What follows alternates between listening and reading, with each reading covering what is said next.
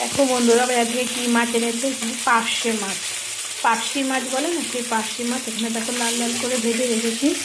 আর এখানটায় কিছুটা মাছ ভাজা করছি। আর রান্না করব কি দিয়ে বলো তো, এই যে বিন আলু দিয়ে ঝোল করব, তার সাথে টমেটো দেবো। আর এখানে মশলা করে রেখেছি জিরে ধনে আদা লঙ্কা আর একটা ছোট্ট লাল টমেটো।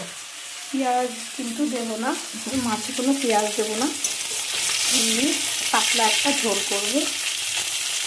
আদা জিরে ধনে বাটা টমেটো দিয়ে এটা খেতে কিন্তু খুব ভালো লাগে। মাছগুলো ভাজা হয়ে গেছে, তুলে ফেলবো।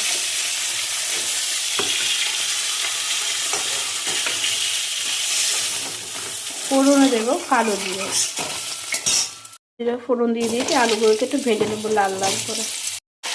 বিনগুলো দেবো, এই বিন আলু দিয়ে পাতলা একটা ঝোল করবো। মশলাটা দিয়ে দিলাম।